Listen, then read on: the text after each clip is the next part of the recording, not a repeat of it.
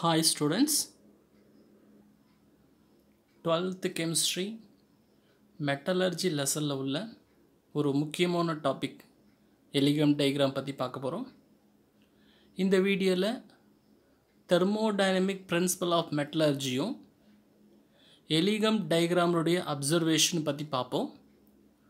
அடுத்த வீடியோவில் எலிகம் டயக்ராமுடைய அப்ளிகேஷனும் லிமிட்டேஷன் பற்றி பார்ப்போம். மெட்டலர்ஜிக்கல் ப்ராசஸில் 3 ஸ்டெப்ஸ் இருக்குது. என்ன அந்த 3 ஸ்டெப்ஸ் அப்படின்னு பார்த்தீங்கன்னா, first concentration of ore, second பார்த்தீங்கன்னா extraction of crude metal, third one refining of crude metal. இப்போ கிரவுண்ட்லேருந்து எடுக்கிற ஓரை அந்த ஃபர்ஸ்ட் ப்ராசஸ் கான்சன்ட்ரேஷன் மூலிமா நம்ம கான்சன்ட்ரேட்டட் ஓராக மாற்றுறோம். அப்புறம் அந்த கான்சன்ட்ரேட்டட் ஓரை க்ரூட் மெட்டலாக மாற்றுறோம். அந்த கான்சன்ட்ரேட் ஓரை க்ரூட் மெட்டலாக மாற்றுறப்ப 2 ஸ்டெப்பு நம்ம பார்க்குறோம். அதில் ஃபஸ்ட் ஸ்டெப்பு கான்சன்ட்ரேட்டட் ஓரை மெட்டல் ஆக்சைடாக கன்வெர்ட் பண்ணுறது. செகண்ட் ஸ்டெப்பு மெட்டல் ஆக்சைடை மெட்டலாக கன்வெர்ட் பண்ணுறது. அந்த செகண்ட் ஸ்டெப்பில் மெட்டல் ஆக்சைடு மெட்டலாக கன்வெர்ட் பண்ணுறோம் இல்லையா, அந்த மெட்டல் ஆக்சைடை மெட்டலாக கன்வெர்ட் பண்ணுறதுக்கு ரெடியூசிங் ஏஜென்ட் யூஸ் பண்ணணுமா இல்லை யூஸ் பண்ண வேணாமா, இல்லை எந்த ரெடியூசிங் ஏஜென்ட்டும் யூஸ் பண்ணலாம் அப்படின்னு டிசைட் பண்ணுறதா யாருன்னா எலிகம் டயக்ராம். இந்த எலிகம் டயக்ராமை சொன்னவர் Ellingham. Thermodynamic principle of metallurgy. இப்போ நம்ம ஃபஸ்ட்டு பார்க்குறது தெர்மோடைனமிக் பிரின்சிபல் ஆஃப் மெட்டலர்ஜி. அதாவது ஒரு மெட்டல் ஆக்சைடு எடுத்துகிட்டு அதை மெட்டலாக கன்வெர்ட் பண்ணுறோம். இந்த மெட்டல் ஆக்சைடை மெட்டலாக கன்வெர்ட் பண்ணுறதுக்கு எந்த ரெடியூசிங் ஏஜென்ட் யூஸ் பண்ணலாம்? இப்போ மெட்டல் ஆக்சைடு பாருங்கள், MXOY. இதுலேருந்து ஆக்சிஜனை வெளியில் தள்ளிட்டு இந்த மெட்டல் ஆக்சைடு மெட்டலாக கன்வெர்ட் பண்ணுறோம். அப்போ நம்ம போடுற ரெடியூசிங் ஏஜென்ட் என்ன பண்ணும்? இந்த ஆக்சிஜனை எடுத்துகிட்டு வெளியில் போயிடும். இப்போ ஜென்ரல் ஃபார்முலா பாருங்கள், இந்த OYA இந்த இடத்துல O2 ஆகுது. இந்த OYயை O2ஆக மாற்றுறதுக்கு என்ன பண்ணலாம்? OY O2 இருக்கு. இப்போ இந்த Yயை வந்து 2ஆக மாற்றணும். என்ன பண்ணலாம்? Y இங்கே வச்சுக்குவோம். இப்போ 2/Yயால் மல்டிப்ளை பண்ணுவோம். மல்டிப்ளை பண்ணால் Y கேன்சல் ஆகிடும். அப்போ ஆட்டோமேட்டிக்காக இந்த இடத்துல 2 வந்துடும். அதனால தான் இந்த MXOYக்கு முன்னாடி 2Y போடுறோம். இப்போ 2x/Y இங்கே வந்துடும். எம்முக்கு 2x/Y இங்கே எம்முக்கு வந்துடும். அப்புறம் Y கேன்சல் ஆகிட்டு 2 இங்கே போயிடும். As we discussed, the extraction of metal from their oxide can be carried out by using different reducing agent. For example, consider the reduction. ஒரு மெட்டல் ஆக்சைடுடைய ரிடக்ஷனை கன்சிடர் பண்ணுறோம். மெட்டல் ஆக்சைடு ரிடக்ஷன் ஆகுது. அந்த reduction ப்ராசஸில் use பண்ணுற agent reducing agent. அப்போ ஒரு reducing ஏஜென்ட்னா எப்படி இருக்கணும்? ஒரு எலமெண்ட் ரெடியூசிங் ஏஜென்ட்டாக ஆக்ட் பண்ணுது அப்படின்னா அது வந்து ஆக்சிடைஸ் ஆகணும். அதாவது எலமெண்ட்டை, அதாவது ஆக்சிஜனை எடுத்துக்கணும். கார்பனை ரெடியூசிங் ஏஜெண்ட்டாக யூஸ் பண்ணால் அப்போ இந்த ரெடியூசிங் ஏஜென்ட் யார் எடுத்துக்கணும்? இந்த மெட்டல் ஆக்சைடில் உள்ள ஆக்சிஜன் எடுத்துக்கணும். அப்போ இந்த கார்பன் ஆக்சிஜன் எடுத்துகிட்டு கார்பன் டை ஆக்சைடாகவும் மாறலாம், அப்படி இல்லைன்னா கார்பன் மோனாக்சைடாகவும் மாறலாம். சப்போஸ் இப்போது கார்பன் மோனாக்சைடு எடுத்துட்டோம்னா ரெடியூசிங் ஏஜெண்ட்டாக அந்த கார்பன் மோனாக்சைடு கார்பன் டை ஆக்சைடாக மாறுது. The above reduction may be carried out with carbon. In this case, the reducing agent carbon may be oxidized to either CO or CO2. So the carbon என்னவா oxidize ஆகுது? CO2 மாறுது, அப்படி இல்லை CO மாறுது. If carbon monoxide is used as a reducing agent, it has oxidized to carbon dioxide. CO2 oxidise ஆகுது. இப்போ இந்த 3 reducing ஏஜெண்டில் இந்த மெட்டல் ஆக்சைடுக்கு எந்த ரெடியூசிங் ஏஜென்ட் கொடுக்குறது அப்படின்னு செலக்ட் பண்ணுறது யார் அப்படின்னு பார்த்தீங்கன்னா எலிகம் டயக்ராம். அது எப்படின்னு பார்க்க போகிறோம். கார்பன் டை ஆக்சைடாக மாறுறது செகண்ட் ஈக்குவேஷன், கார்பன் மோனாக்சைடாக மாறுறது third equation, carbon monoxide carbon dioxide மாறுறது ஃபோர்த் ஈக்குவேஷன். இப்போ எந்த செகண்ட் ஈக்குவேஷனையா தேர்ட் ஈக்குவேஷனையா ஃபோர்த் ஈக்குவேஷனையா ரெடியூசிங் ஏஜெண்ட்டாக ஆக்ட் பண்ணுறது அப்படின்னு பார்த்தீங்கன்னா எதை வச்சு ஆட் பண்ணுறோம், எதை வச்சு டிசைட் பண்ணுறோம்? எலிகம் டயக்ராம் வச்சு. அப்போ எலிகம் டயக்ராமில் என்ன சொல்கிறாங்க, அதாவது டெல்டா ஜி வேல்யூ நெகட்டிவாக வரணும். Thermodynamic consideration. Delta G value நெகட்டிவாக வந்துச்சுன்னா அந்த ரியாக்ஷன் நம்ம என்ன சொல்லுவோம்? ஸ்பான்டேனியஸ் அப்படின்னு சொல்லுவோம். அப்படி டெல்டா ஜி வேல்யூ நெகட்டிவாக வந்தால் தான் அந்த ரீஏஜெண்ட்டை பெஸ்ட் ரெடியூசிங் ஏஜென்ட் நம்ம சொல்ல முடியும். அப்போ இந்த ஃபஸ்ட் ஈக்குவேஷன் யார்? மெட்டல் ஆக்சைடு மெட்டலாக கன்வெர்ட் பண்ணுறது.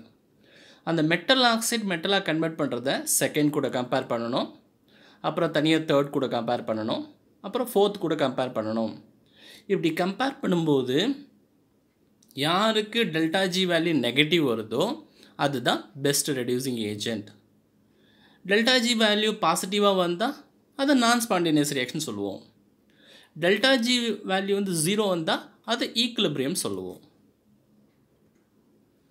A suitable reducing agent is selected based on the thermodynamic consideration. Thermodynamic consideration delta G value நெகட்டிவாக இருந்தால் அது ஸ்பான்டேனியஸ், அதுதான் பெஸ்ட் ரெடியூசிங் ஏஜென்ட் சொல்கிறோம் இல்லையா, அதுதான் thermodynamic consideration. We know that for a spontaneous reaction, the change in free energy delta G should be negative. Spontaneous இருந்துச்சுன்னா அதில் delta G value நெகட்டிவாக இருக்கும். Therefore, thermodynamically, the reduction of metal oxide தான் equation number 1 நம்ம வச்சுருக்கோம். With the reducing agent, the given reducing agent பார்த்தீங்கன்னா யாரெல்லாம் reducing agent select பண்ணலான்னு வச்சுருக்கோம்? Second equation, third equation, fourth equation can occur if the free energy change for the coupled reaction. அதாவது free energy change for the coupled reaction, அதாவது first equationையும் second equation compare பண்ணுறோம். 1 and 2ஐயும் 1 and 3ஐயும் 1 and 4ஐயும் compare பண்ணுறோம். அப்படி compare பண்ணி வரக்கூடிய value நெகட்டிவில் வந்துச்சுன்னா hence the reducing agent is selected in a such a way that it provides a large negative delta G value for the coupled reaction. அப்படி அது ரெண்டு compare பண்ணும்போது எந்த ஈக்குவேஷனுக்கு டெல்டா ஜி வேல்யூ நெகட்டிவாக வருதோ அந்த ஈக்குவேஷனை நம்ம என்ன எடுத்துக்கலாம்னா ரெடியூசிங் ஏஜெண்ட்டாக எடுத்துக்கலாம். இதுதான் எலிகம் டயக்ராம். ஒய் ஆக்சஸில் டெல்டா ஜி நாட்டையும் எக்ஸ் ஆக்சஸில் டெம்பரேச்சரை எடுத்துகிட்டு ஒரு கிராஃப் வரைஞ்சிருக்காரு நிறைய மெட்டல் ஆக்சைடுக்கு. இந்த கிராஃப் தான் எலிகம் டயக்ராம் அப்படின்னு சொல்கிறோம். சொன்னவர் யாருன்னா ஹரால்ட் எலிகம். இவர் தான் ஹரால்ட் எலிகம். எலிகம் டயக்ராமில் ஒய் ஆக்சஸில் டெல்டா ஜி நாட்டையும் எக்ஸ் ஆக்சஸில் டெம்பரேச்சரும் எடுத்துக்கிறோம். இந்த டெல்டா ஜி நாட்டை எப்படி கால்குலேட் பண்ணுறது? The change in Gibbs free energy for the reaction is given by the expression. Gibbs energy changeக்கு நமக்கு ஃபார்முலா தெரியும். delta G equal to delta H minus T delta S.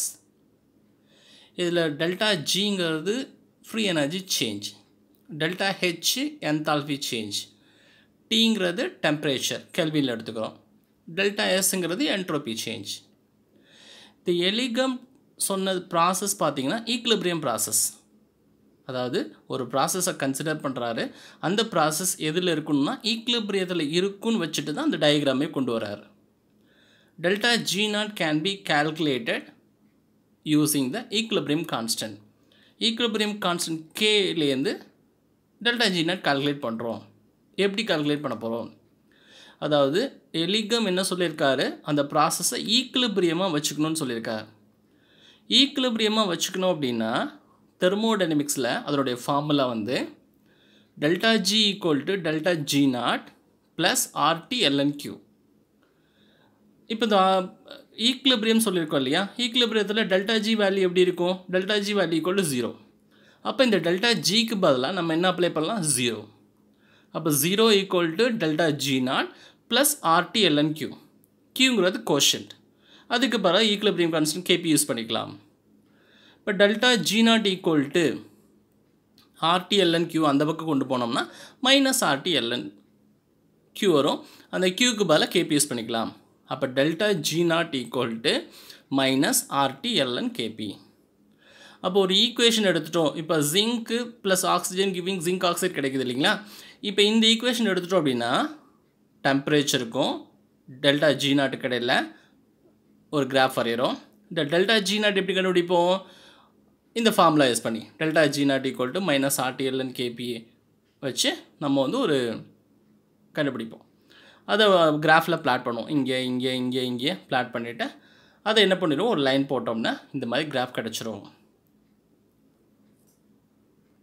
Harald Ellingham used the above relation to calculate the delta G naught values at various temperatures for the reduction of metal oxide by treating the reduction as an equilibrium process. அப்போ delta G not வேல்யூவை எந்த formula மூலிமா calculate பண்ணுறோம்? Delta G naught minus RT ln Kp.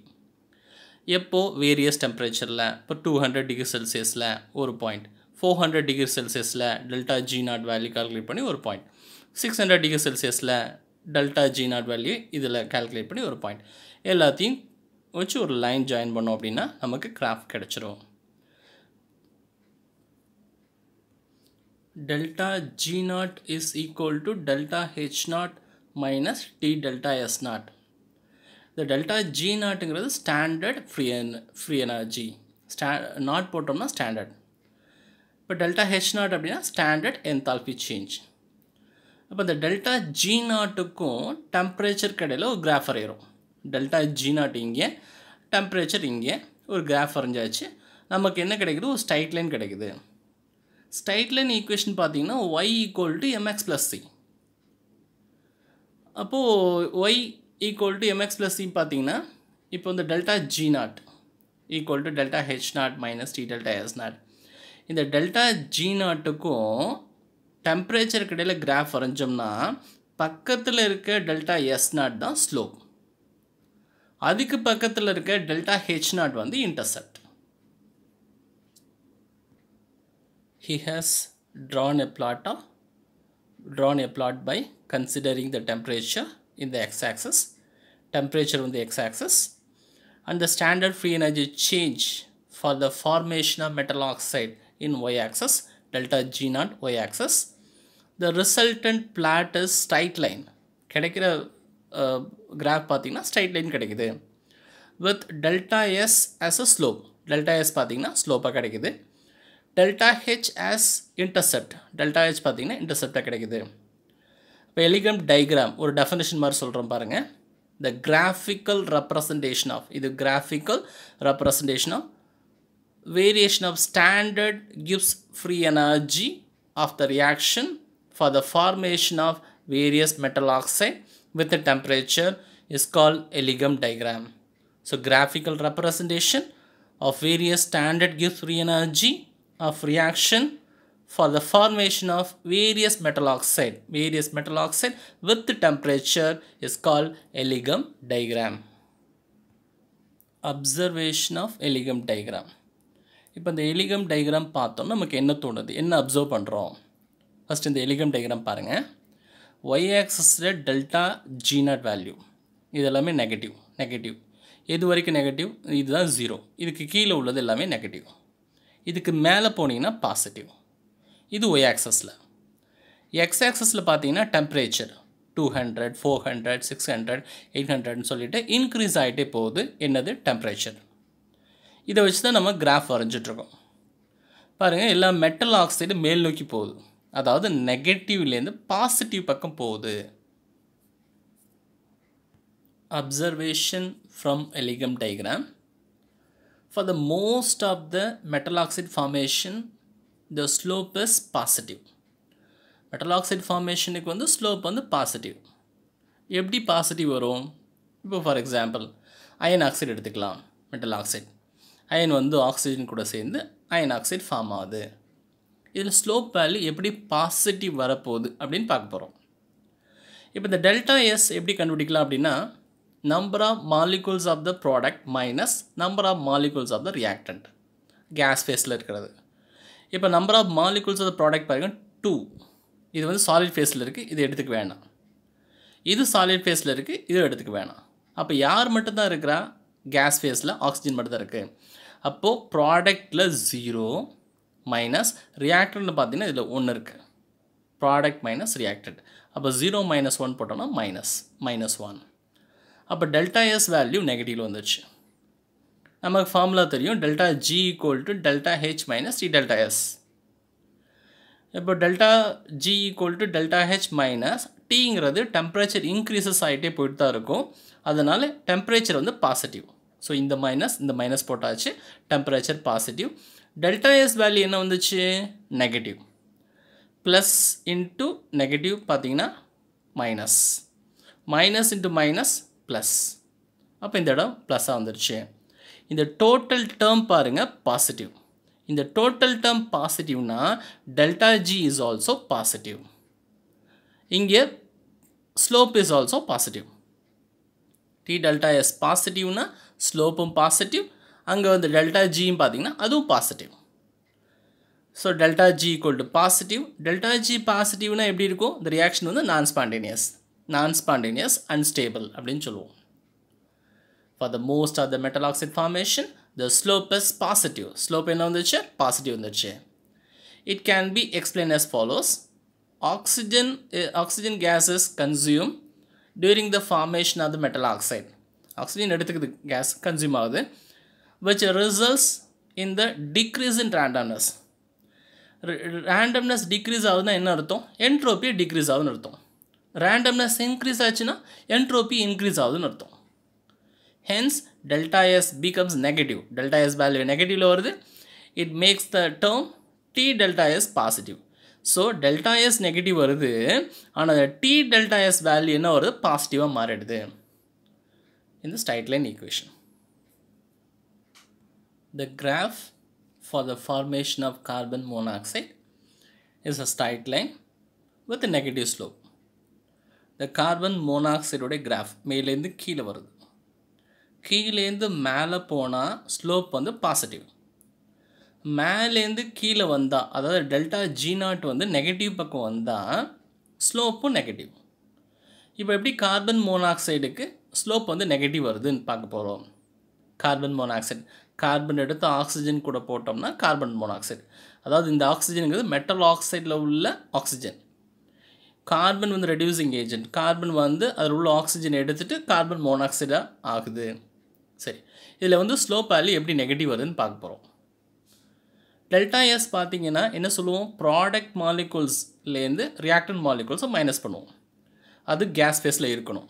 இது case ஃபேஸில் இருக்குது. அப்போ ப்ராடக்ட்டில் வந்து 2 மைனஸ் ரியாக்டன்ட் பாருங்கள், இது சாலிட், அப்போ இது எடுத்துக்க வேணாம். இது கேஸ், அப்போ இது எடுத்துக்கலாம். இதுக்கு முன்னாடி என்ன இருக்குது? 1. அப்போ 2 மைனஸ் 1 1 வருது. இது வந்து பாசிட்டிவ் வேல்யூ.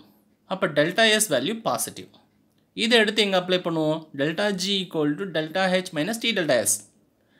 டீங்கிறது டெம்பரேச்சர் இன்க்ரீஸ் ஆகிட்டே போயிட்டுருக்கும். அப்போ plus. Delta S value plus வந்துச்சு. Plus into plus into minus. அப்போ இந்த டோட்டல் டேர்ம் வந்து என்னவோ மாறிடுச்சுன்னா மைனஸ். யோசிச்சு பாருங்கள். இப்போ டெம்பரேச்சர் வந்து 200 வச்சுக்கலாம். டெல்டா எஸ் வந்து 2ன்னு வச்சுக்குவோம். 200 × 2 போட்டோம்னா 400 மாறும். அதே 300 டெல்டா எஸ்க்கு பதிலாக 3 போட்டோம்னா 200 × 3 600. அப்போ இந்த நெகட்டிவ்னுடைய சார்ஜ் வந்து டெல்டா எஸ்ஸை பொறுத்து அதிகமாகிட்டே போகும். அப்போ இது நெகட்டிவ் அப்படின்னா டெல்டா ஜியும் என்ன தான் சொல்லுவோம்? நெகட்டிவ். அப்போ இது நெகட்டிவ்னா ஸ்லோப்பும் என்ன தான்? நெகட்டிவ். டி டெல்டா எஸ் நெகட்டிவ்னா ஸ்லோப்பும் நெகட்டிவ். அப்போ டெல்டா ஜியும் நெகட்டிவ். டெல்டா ஜி நெகட்டிவ்னா இந்த ப்ராசஸ் என்ன சொல்லுவோம்? ஸ்பான்டேனியஸ். எப்படி இருக்கும்? ஸ்டேபிளாக இருக்கும். டெல்டா ஜி பாசிட்டிவாக இருந்தால் நான் ஸ்பான்டேனியஸ் அன்ஸ்டேபிள். டெல்டா ஜி நெகட்டிவாக இருந்தால் spontaneous stable. In this case, delta S is positive as 2 moles of CO gas is formed by the consumption of 1 mole of the oxygen gas. 1 mole of the oxygen gas consume ஆகுது என்ன form ஆகுது 2 mole of CO gas form ஆகுது.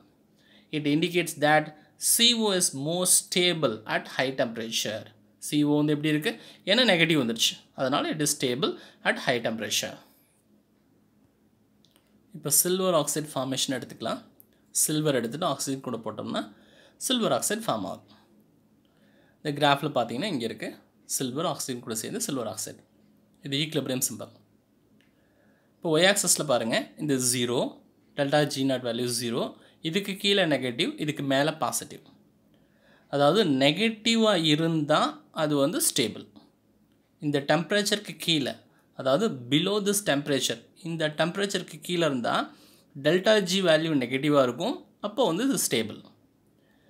above this temperature இந்த டெம்பரேச்சருக்கு மேலே போயிடுச்சுன்னா delta G value என்னவாக இருக்கும் positive ஆகிடும் அன்ஸ்டேபிள். இதை இந்த கான்செப்டில் பார்க்க போகிறோம். as the temperature increasesனால் இங்கே பாருங்கள் 200 400 போயிட்டே இருக்குது. as the temperature increases temperature increase ஆகிட்டே போகும்போது generally delta G value for the formation of metal oxide become less negative and becomes 0 at a particular temperature. இங்கே இங்கே பார்த்தீங்கன்னா லெஸ் நெகட்டிவாக இருக்குது. ஒரு குறிப்பிட்ட டெம்பரேச்சரில் பார்த்தீங்கன்னா இது டெல்டா ஜி நாட் வேல்யூ 0 ஆகிடுது. Below this temperature delta G is negative. இந்த டெம்பரேச்சருக்கு கீழே delta G negative. The oxide is stable. இதுக்கு கீழே தான் ஸ்டேபிளாக இருக்குது. above this temperature இதுக்கு மேலே போயிடுச்சுன்னா டெல்டா ஜி இஸ் பாசிட்டிவ் அன்ஸ்டேபிளாக மாறிடும். This general trend suggest that இதிலே நம்ம என்ன தெரிஞ்சுக்கிறோன்னா metal oxide becomes less stable at high temperature and their decomposition becomes easier. அதாவது ஹை டெம்பரேச்சர் 200 400 போயிட்டே இருக்கும்போது ஹை டெம்பரேச்சர் போயிடுச்சுன்னா ஆட்டோமேட்டிக்காக இதுவே டீகம்போஸ் ஆகிடும். ரெடியூசிங் ஏஜென்ட் தேவையில்லை.